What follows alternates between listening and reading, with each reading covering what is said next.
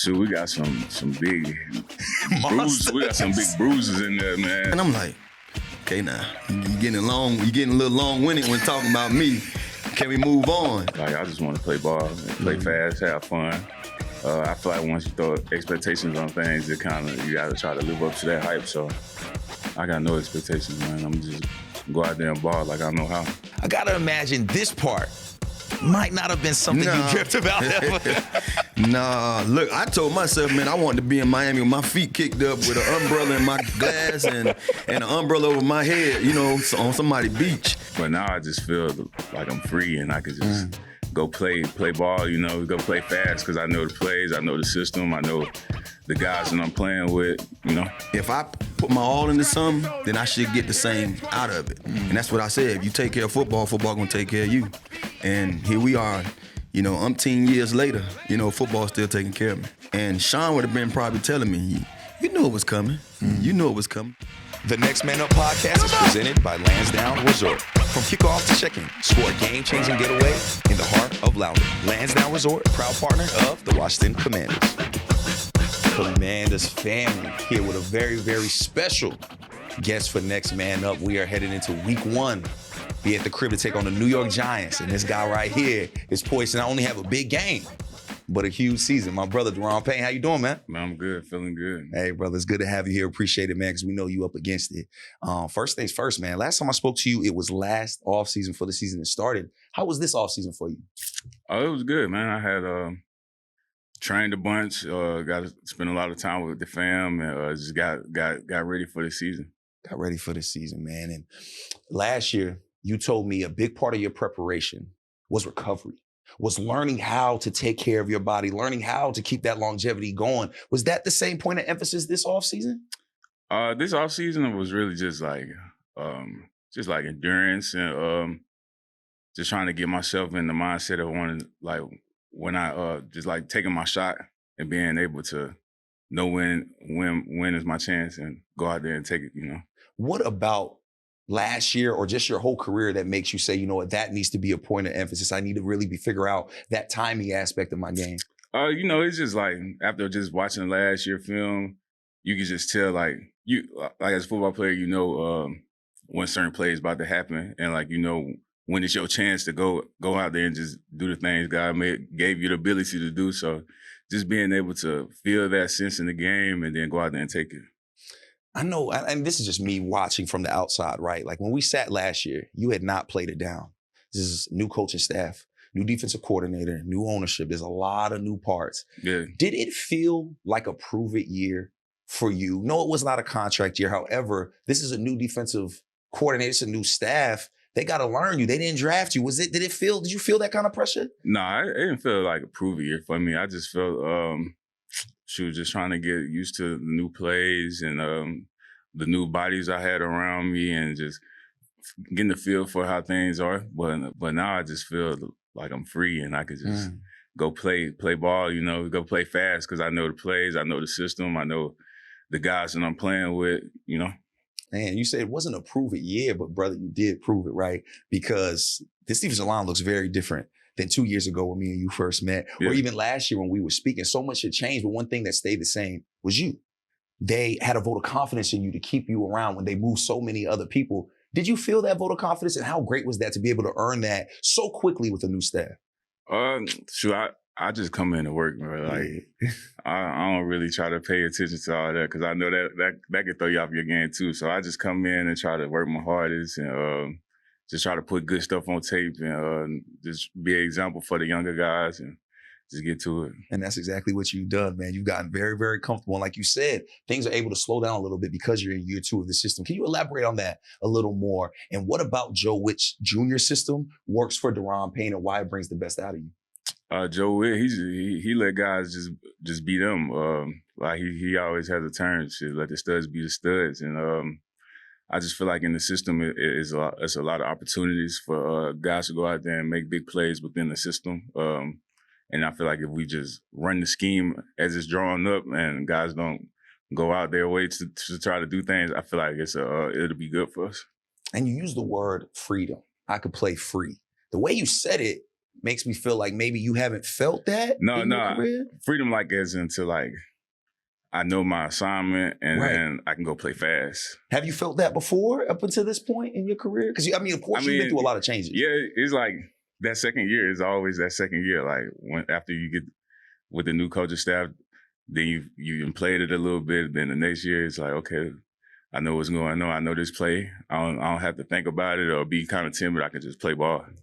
And there's a lot of question marks around this defensive line, not because of lack of talent. Actually, the opposite. There's so much talent that's been added onto this defensive line, man. What can fans expect when they see you line up out there? When they see Kinlaw, Wise, what's it gonna be like? So we got some big bruises. We got some big bruises in there, man. That boy Kinlaw, he gonna be a nice defensive tackle for us. He's strong, physical.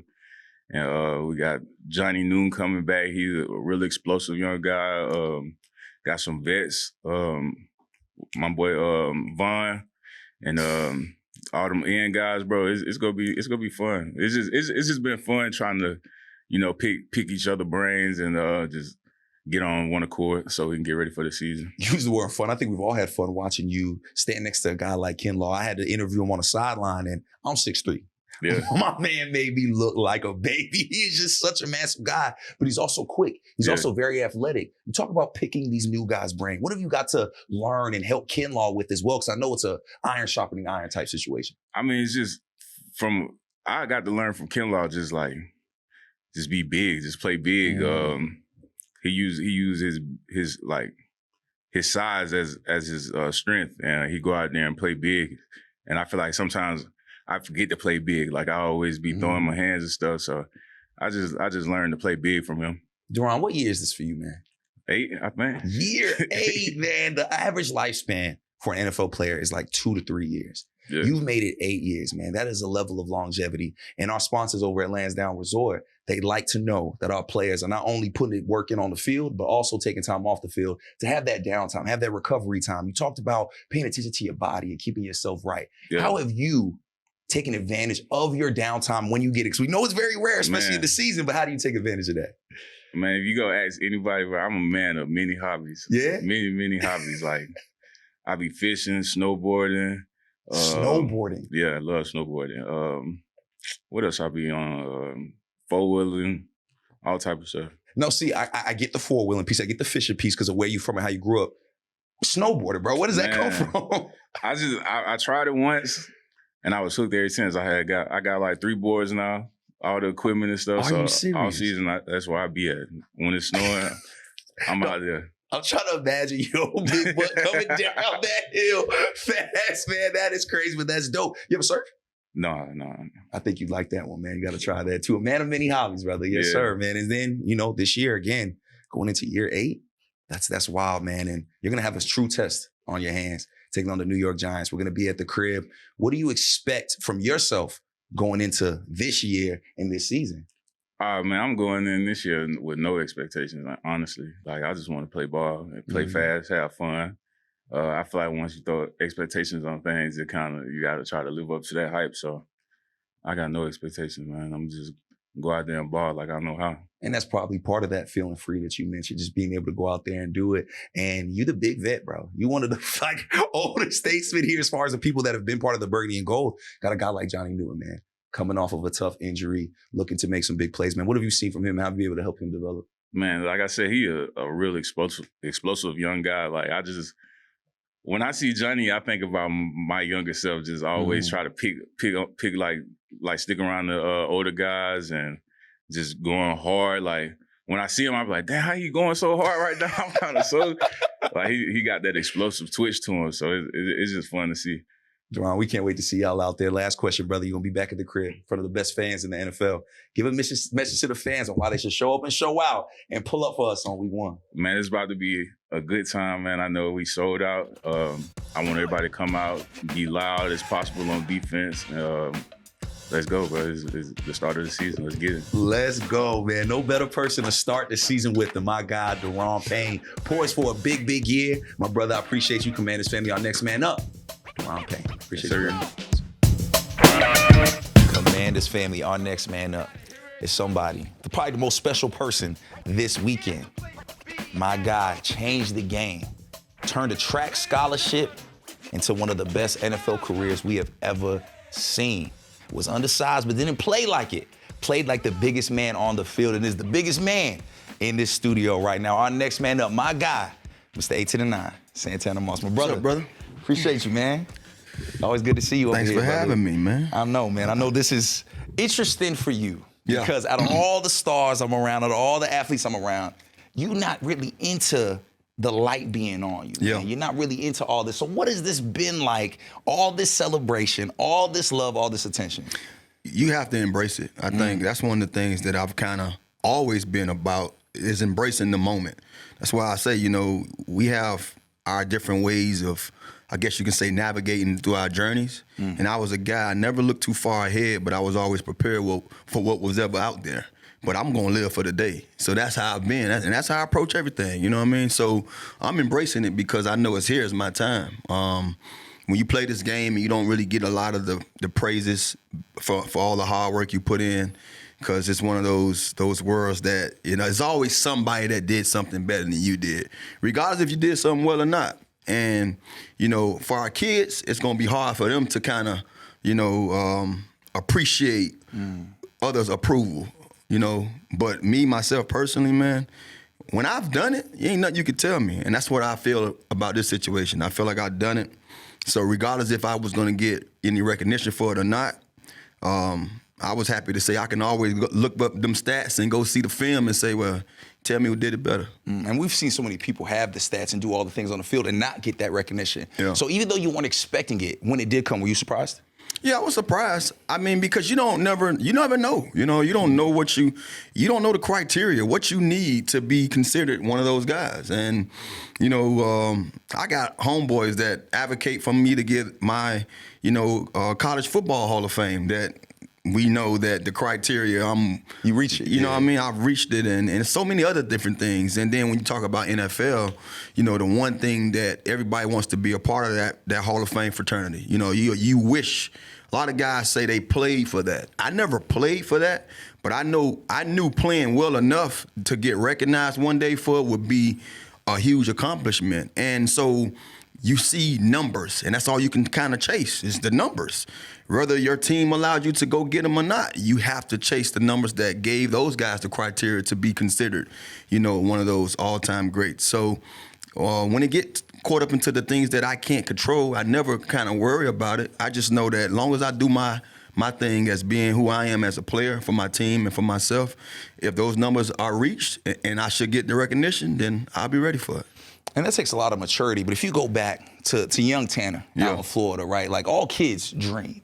All kids dream of the things that they're going to be able to accomplish. Could you have ever dreamed or envisioned, like we're looking at you back here, man, you've had a stellar football career, but you've also had an amazing broadcast career that's really blossoming right now. Could you have dreamed of any of this? I dreamed to be great. I dreamed to be a pro football player, for sure.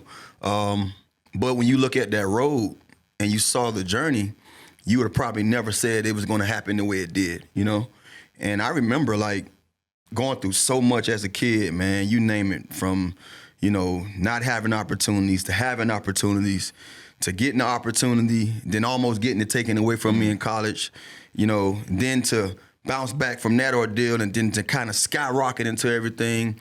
Then you get drafted and you barely even got into college, and then you get drafted first round and you get hurt immediately out the gate. So many different ups and downs throughout the career, but I've had the same focus. I kept the same faith. And that's the one thing that I give a credit to me having the chance to achieve what I have, because I never, I guess you can say, detoured from my true beliefs in me and my true beliefs in what should be mine. And I think that's a lot of things I try to tell my kids. Like, they don't know, what's the future. But if whatever you believe, if you keep that belief and you stay, like I always say, checking in, you keep chipping at it, you should have your day. And that's what I think now when I'm sitting back and when we look back and reflect about some of the things you were able to accomplish on the football field, and then so many opportunities that being that guy on the football field that has been given to you now, you kind of just smile about it, because I used to always tell myself, if I put my all into something, then I should get the same out of it. And that's what I said. If you take care of football, football gonna take care of you. And here we are, umpteen years later, football's still taking care of me. And I hear you talk about those ups and downs. And me and you talked about it on the last time you were on Next Man Up and all the different things you have been through. And I know I'm getting to the age now where I think about my trials and tribulations and how it got me to this point. Would you change anything about the journey? Would Santana Moss change anything? With all these ups and downs, we know they're tough when you go through it, but now on the back end, what would change? I won't change nothing. I think it's life. Like I said before, you don't know what life's going to present, but you have to be ready for it. And I think if you're ready for the good and the bad, I always expect, I always hope for the best, but expect the worst. And it's hard to kind of put it that way, but you have to have that kind of mindset. And if you don't train or I guess you could say fine tune yourself to understand that, where there are lemons at, it's also a lime somewhere. It's something gonna leave you a bitter taste. And everybody have their own way of wording that, but that's my way of it. And that's why I say when I go through some of those setbacks, from the setbacks that I endured earlier, I was able to conquer that one. You see what I'm saying? Yeah. So you have to use them as building blocks. Hey, if it wasn't for me doing this at 9 or 10, I wouldn't be able to get through this at 15, and vice versa. And then it just you keep stacking them.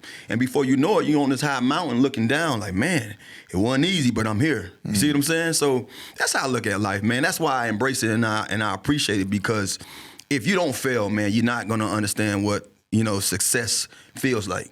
Turning losses into wins. Yeah. Now let's go back to training camp. Before you knew you were going to be in the Ring of Fame, man, we had set up all this stuff for you. I think you had kind of an idea something was going on because we having so many years and things. Take us back to that, man. When you were doing Command Center, we're on Training Camp Live. You go check that on the Commanders YouTube page right now. When we're doing that, walk us through that moment where you hear us talking about it, to B. Mitch's soliloquy about you, to your family just coming and rushing you. I was wondering where B. Mitch was going at, with this whole ordeal with me. And I'm like, okay, I knew he was going to do something, but why I keep talking about Tanner? My boy Tanner, we were brothers, and every time they see me, they see Tanner. I'm like, okay, now, you getting a little long-winded when talking about me. Can we move on? And then he was like, and you're gonna be with me forever. And that's when it just hit me. Before I even saw my family come from behind the little wall, I'm like, did he just say? And boom, he said it. And when he said I was gonna, come week 1, I'd be inducted into the Ring of Fame, it hit me. It hit me because, like I said before, you don't know when. You don't know if you even fit the mold for the guys who up there. But you just know you put a good body of work out there, man, and you hope one day that it can, give you that kind of recognition. And like I say, man, I kid you not. Like, if I've never got that kind of opportunity to be up there, if it never came my way, the way the fans appreciate what I've done for them, man. Look, man, I walk through that stadium at times, man, and I can't believe the praise they give me. Because I'm just like, man, I just went out there and worked.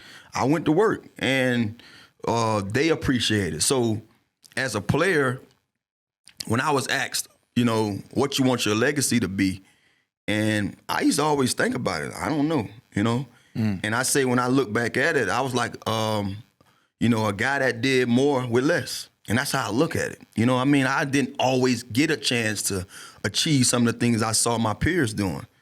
But when I did, trust me, it was one of those things. It was those moments that you want to be there to see, and that's how I appreciate the game. And then the fans always let me know that when I was out there, I always laid it on the line for them, and they appreciate it. So to know that the team, the organization, felt the same way, man, it was joy, and those tears was tears of joy. Man, it was such a heavy moment, and like you know me, you work with me a lot. I don't get too nervous. I don't get too rattled when it comes to this stuff. But with stuff like that, bro, I had butterflies. I was nervous because it's such a big moment, right? It's such a big part of your story, and again, that kind of stuff isn't promised. No matter what you do in this world, sometimes you'll never get those flowers when you're here to smell them. So to me, it was just amazing to see you be able to receive those flowers from a guy that loves you so much in B. Mitch, but then to see all the people that truly love you, not just love you, but I know each and every one of those people around you were part of your story, were part of what got you here, man. How special was it to be able to share in that moment? Because again, you probably just like black noise, like, oh my gosh, I'm entering the Ring of Fame. Then all of a sudden, 20, 30 people fill that tent just to show you love. I reflected more. I mean, those folks that was there, they had no choice because I'm sure they can tell you a lot that 89 have done for them. But at the same time, we don't look at it like that, man. When I mess with you, when I rock with you, man, I don't care about you ever repaying that back. I just want to show you that every day that I mess with you like that. And my brothers was there, my close friends was there, and then people that I've become friends with since I've been here. But the people that I knew that I'm gonna get a chance to share this moment with the most wasn't there, and that was my mom and my dad. And I thought about them immediately, because I understood the whole upbringing and the different things that they showed me as a kid of how to be successful in life. You know, my mom and dad wasn't no athletes. I mean, my mom was a hell of an athlete in high school, but I'm saying as an adult, man, they just raised their kids to be the best that we can be. And I saw how they worked. I saw what they did when we didn't have. That we ain't know. I never went through a moment of not feeling like we didn't have anything, because they always made sure that we had everything we needed. You might not have what you want, but you had what you need. And so being able to say, I get a chance to kind of, I call that like my stamp to my family name. Like that's a stamp for us to say, damn, my son went up there and he was able to come here and do that, you know? And, you know, when you look up there and see that name, it's not just Santana Moss. It's Lloyd and Natalie Moss, you know what I mean? That's their son. So to me, that's like the ultimate, thank y'all for giving me giving me this life. And then I'm able to pay y'all back in that fashion. What was that conversation like? Because, of course, they weren't able to be here in the tent. Thank goodness it was like 110 degrees. Yeah. But when you were able to call them and let them know, hey, mama, hey, pops, your boy did it, man. What was that conversation like? They knew. They already knew. Everybody knew but me. You know, my brother. Even your parents were able to keep it for you. Because my brother got the news like a month or so early, and they was basically telling everybody, hey, this is going down, but don't tell Tan. You know what I'm saying? And that's the name that they call me at home. That's my nickname. And so they knew. My mom said, Tan, I ain't gonna lie, I was, you know, until that day that they actually surprised you, when I saw it, she like, I shed a tear because I know it felt good for you. You know what I'm saying? All the work. We done seen you go through so much to have that kind of accomplishment or to have that kind of honor, you know, to be honored in that way. She said, I shed a tear. But they gonna be here come Sunday. And so, you know, hopefully they don't get emotional like I told them on draft day. I remember getting drafted, and I remember thanking them then, you know what I mean? And every time I've had one of those pivotal moments in my career, that's what I think about the most, you know what I'm saying? Yes. I'm like, damn, these people here blessed me to be able to walk this earth, man, and, you know, and breathe in this air. And all I wanted to do as a kid was make them proud.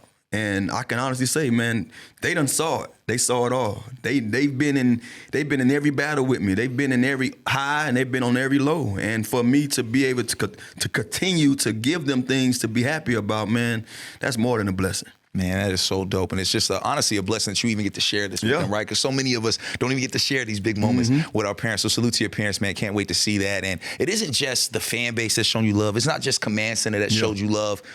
ESPN. Yeah. Now you're on the CW. All of these national outlets, Bleacher Report, man. You was in a NASCAR riding around, man. Has that been surreal for you to see the national love you get? Because you know what you've done here. You know what you mean to this community. But the entire nation is showing love to Santana Moss and giving you your flowers, man. It's got to be overwhelming a little bit. Yeah, I didn't really think about it, you know, so much because I feel like since I've stepped away from the game a little bit, I've been doing a lot more in front of the camera. So I kind of get a lot of that attention, you know, rightfully so, because I was a hell of a player, you know what I mean? And that name always rang. You know, people were telling me my name was something special before I even touched the football, Santana Moss. You know, I was in elementary school, and I had a PE teacher say, man, 10 years from now, I'm going to hear that name. Wow. And I remember 10 years, it wasn't even 10 years. I had to move from that area, and I'm running tracks, you know, summer track. And the guy just so happened to be one of the guys that was clocking me coming across the line. And when he wanted to get me, like, you know how they, you know, everybody who's clocking the individual guys who ran that race, when he went to grab me and he looked at my face, he was like, Santana Moss, I told you going to be special. Wow. And I'm like, yeah, I kind of been working on this from day one. You know what I mean? Like, I was in the pamper running around the house, giving people, causing havoc. My mama, get that boy outside, because he just, you know what I mean? That's what I've always been on. Like, I was going to do something with that football and running. That's all I did. You know, I hit the ground running. So when I see some of the stuff that's coming or that has came my way since I stepped away from the game, like I said before, man, I embrace it because I understand it's been a long journey to kind of do what I've done, and if it's credit due, then I'm gonna receive it in that way. You know what I mean? I'm not gonna shy away from it. But like I said before, I'm not a person to sit there and want it or ask for it. When it comes, man, I embrace it and I appreciate it, and I try to do it in the not so nonchalant way. Like I told you before, I'm one of those guys that I might be jumping for joy inside, but I can never show that because I'm not that kind of person. You know what I'm saying? Yeah, super nonchalant, man. And it's funny, I think about a coach telling you, you're going to beat somebody someday. And I'm sure you heard that, like you said, from a bunch of people. Yeah. Your name rang bells before you ever hit that field. But it's one thing to have that belief, but it's different when you finally see it in yourself. Yeah. When you believe in yourself and know that you're capable of this. When did Santana Moss know that he was going to be what everybody thought he was capable of? I don't know, man. I was just wired to always believe. I remember being a kid, and this is how I know I was kind of different. And I'm not saying that in a way like, this guy was just so much different than everybody else. Nah, it's not to be portrayed that way. But, and I ask my kids this, what are y'all thinking at times? And I'm not asking them that because they did something odd or something wrong. I just remember the thoughts I used to have. Like, I remember being outside my grandmother's house one day and just running up and down. And that's where we was living at. And I was running up and down. I would go walk to the corner. And it was a lot of traffic that came on that particular street that we was on. And I would walk to the corner and wait for every car to hit the corner and race them to my grandmother's house to see if I can beat them before they go on the highway, because it was a ramp to go on the highway right dead smack in front of my grandmother's house. So I know it's a lot of traffic coming this way, so I might as well get this running in. And I'm young, man. And my uncles and aunts, my grandmother, and they all would tell me stories like, baby, we used to just watch you in that window. Like, look at this boy. He racing every car. And the older I got, and this is when I'm talking about from the time I was able to walk and run, as I get older, I started getting my haircut at the barbershop around the street, and people like, you that boy that be racing the car on the street. Boy, you fast. Boy, you know what I'm saying? So I remember that's how it started. And at that time, too, my mom wasn't gonna let me play football, so I had to do something, you know? So when I look back at those moments, man, as a kid, I was always dreaming, man, I'm gonna do this one day. Man, I'm gonna do this one day. Man, I want better life than this one day. You know what I'm saying? And like at the same time, you're living your best life because you don't know no other life. Right. But you kind of have a sense that there's something better. But you just see other people having something better, but you really don't know. You know what I mean? So as a kid, as early as I can start dreaming and believing, I did it. And I never detoured from my true beliefs and dreams. I've always kept it strong. And one of my homeboys just told me the story. He was like, Tanner, you know, my homeboy wasn't even playing ball. And when we became friends, it was off of him coming into the weight room one day, and he didn't know what he was doing. So I told him to come work out with me. It was a year after I had just played my first year of varsity football. And before you know it, he's working out with me every day. And he like, man, so how long you been doing this? I'm like, well, I've been playing Little League, and now I'm playing this. I'm like, I'm trying to get to school. He like, get to school how? I'm like, I'm trying to go to college off of this. He like, you can go to college off of this? I'm like, yeah. He like, how? And when I told him, he say, I'm going to school too. Wow. Fast forward, me and him was going on our first visit together. Dang. You see what I'm saying? So crazy. It's crazy for him or someone else to tell me, bro, what you told me about football and where it could take you changed my whole perspective of me going to school and wanting to play football even better, because now I can get seen and get noticed and get a scholarship. And when he told me that, I had no clue. I thought he knew already. But he said, nah, everything you told me that day was my first time knowing that I can do that and play and actually go to college to play. Because some people aren't coming with what you're coming with. They're not coming with both their parents, and they're not coming with all that support system. So it's dope. That was actually a really cool story, it was man, cool, to hear man. that, man. It touched me, man, because I'm sitting there like, damn, this is a dude I've been around all my life practically. I never knew that this is what got you motivated to go to school. And he told me, he said, the first offer I get, I'm a commit. And that was both our first offer. We all committed. I just ended up going to Miami on a track scholarship because I just felt like it was something better. It's crazy how things start, man, because you chasing cars, then it leads to one of the best careers we ever seen in Burgundy and Gold. Yeah. Now your career has pivoted to being on camera, man. Yeah. You're Emmy nominated, man. You have multiple shows. You keep adding and adding shows. You talk about the things that you dreamed about and always knew. I gotta imagine this part might not have been something you dreamt about ever. Nah, look, I told myself, man, I wanted to be in Miami with my feet kicked up with an umbrella in my glass and an umbrella over my head, you know, on somebody's beach. But like I said before, man, like you look at what you have kind of brought into this world, your kids, and you like, okay, I can't stop working because they're expensive. Regardless, don't matter how much money you got in the bank, you got to keep that thing rolling in. But also, you know, like I always tell folks, I'm all about opportunity. And if something is presented to me, man, I try my hardest not to say no to it, especially if it makes sense. And I think when you know, I never retired at first, initially. And so the fans was like, when you gonna retire? They thought I was still working out. And I just so happened to pop in town because I was in Miami waiting on a call. And my agent and me was going back and forth with just, you know, teams that had called him. And deep down inside, I'm like, man, I ain't trying to leave Washington, go play nowhere else. And I had already talked to the GM at the time. And he was telling me, like, look, man, you know, in respect for you, we're gonna allow you to go out there and test the waters. But I'm like, at the end of the day, I'm a free agent. I don't want to test the water. I just want to come here. But when he told me that, being the guy who I am, I didn't even go against what he wanted. Because I could easily, nah, bro, just bring me in and let me compete.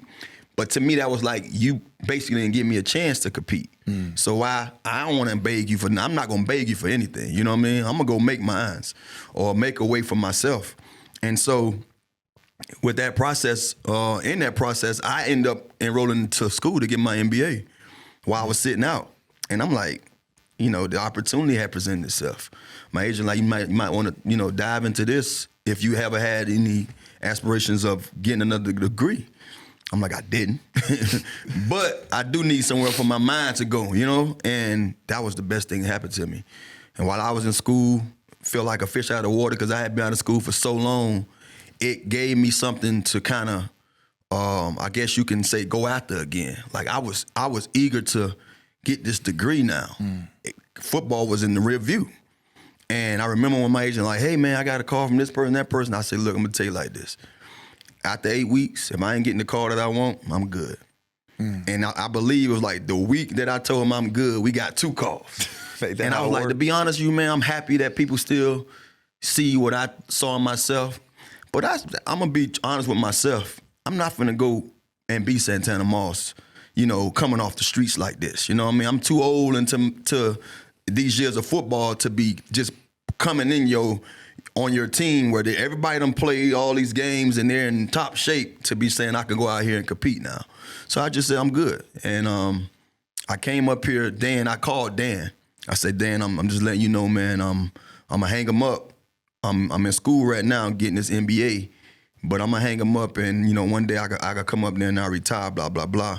He's like, no, I want to see you this weekend. They had just made the playoffs, I believe. And I flew up to go to the playoff game.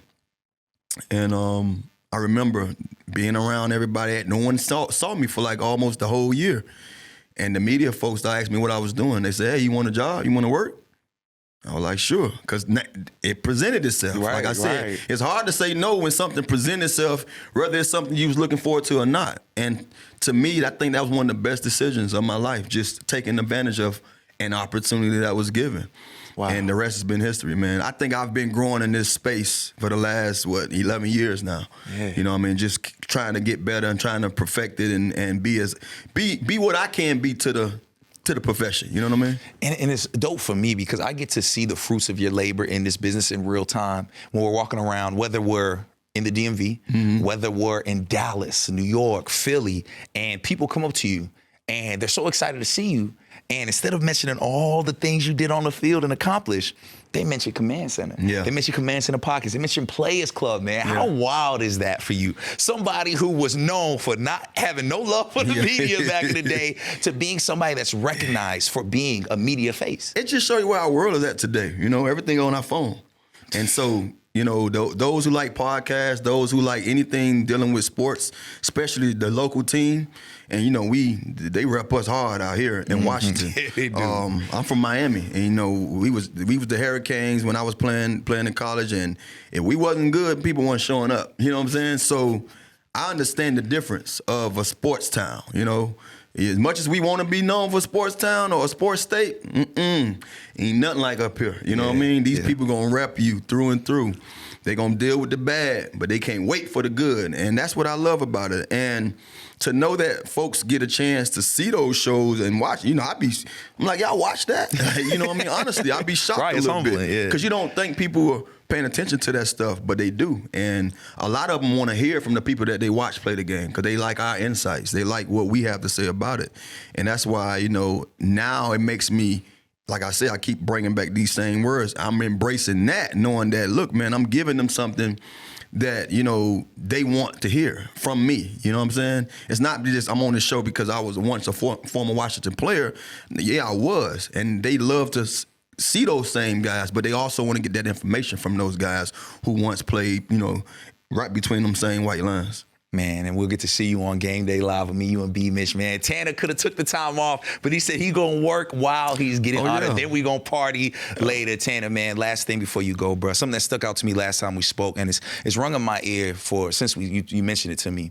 You used to say when you and Sean T built your relationship, it built from that plane rides. Those plane rides where he would just be tapping you, hey, Tanner, man, we gonna talk. Forcing you to talk even though you didn't feel like it. If y'all was sitting on this plane right now, brother, and he knew what you were about to accomplish, what you were about to be entering, something that he's entered as well, what do you think that conversation would be like on that plane? He'd been like, you know this. You know what's going to happen. You know what I mean? Like, we have a mentality, and it's something like I think about all the guys from, South Florida, and then you can just say from guys from the Hurricanes, too. Us guys, man, we put in the work. And our work shows because, for one, the school has always been one of those schools that you're going to watch the guy that come out of that school. But not only that, it's just a way about how we approach business. And Sean would have been probably telling me, you knew it was coming. You knew it was coming because, like I said before, we understand what we're doing. We're going to get recognized for it one way or another. You know what I mean? And when it happens, like I said before, I just embrace it. Amen. I'll be appreciative of it. Amen, bro. We're so excited, man, to celebrate you, my brother. Santana Moss, man, you've done so much for us on and off the field, brother. We appreciate you, man. And you alluded to this a little bit, man. Last thing, my brother, what do you want Santana Moss's legacy to be when it's all said and done? Yeah, I mean, when I look at it, man, I try to search for something more than what I just told you about a guy who did more with less. But I think that's been me. That's been me. I've been a guy all my life that almost was given, but so much to achieve some of the things that I wanted. And the one thing I've always did, I took what you gave me and made more out of it. That's how I can look at it. And that's what it's always been about. Like I said, even when I got into college, when I had to go through that back door of being a walk-on, I could have easily just tapped out and say, look, man, I know I'm a hell of a football player, but this is the card I've been dealt. So just sit there and be less than who you are. I wasn't. I was going to get in there and say, okay, I'm in this dough now. Now it's time to show them what time it is. You know what I'm saying? And it's been the same way for everything, for every other thing. Even when I was going into college, I remember I had an Army recruit guy who was recruiting me in school. I don't know why, but they had those guys in school. And nothing against the Army because I found a different love and respect for those who all go out there and serve our country. When I went out there a couple of years ago and kind of hopped around to different bases and saw the Marines, the Navy, the Army, and what they do, I realized something. That it's something bigger than just going out there and saying you're going to war, you're fighting. It's way bigger than that, man. So I have a different love and respect for them. But when I was 18, I wanted to play football. I wanted to go to college to play football. So I remember that guy telling me, oh, you're 5'9", man. You ain't, at that time I was 5'7". He was like, you too short. You ain't nobody gonna want you, man, to play you ain't playing no receiver in in college. You ain't D1 material. And I remember listening to that guy do it, and I remember the first time I started, not even started, but the first time I got in the game at University of Miami. Unfortunately, I got in trouble that night afterwards, but when I got back around that school, I came home, and I went looking for that dude. I wanted to look him in the eye, because that's the type of guy I've always been about. So that's why I say, man, when it's all said and done, man, just a guy that took advantage of every opportunity. To me, I think that's more fitting. I was a guy that embraced every opportunity and took full advantage of it. Making the most of every opportunity, man. And as cool as it to see this chapter close for you, which is the Ring of Fame, we feel like we're right in the middle of your book, man, because you're already accomplishing so much. There's so many more new chapters that you're experiencing, man. So, Tanner, we appreciate you always dropping game on us, man. What a big week, brother. Yeah. Thank you, man. I appreciate you for having me. Of course, man. Commanders family, our next man up, Mr. 8 to the 9. We will all be celebrating him at halftime this Sunday when we take on the New York Giants. Our guy, our favorite, Mr. Santana Moss. My brother, appreciate you and congratulations on everything, brother. Thank you.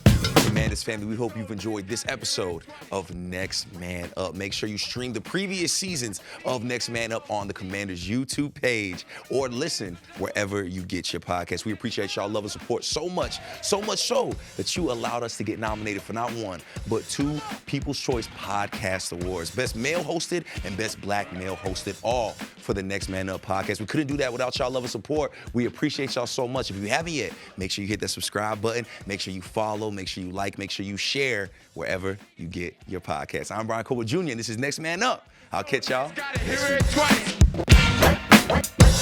week.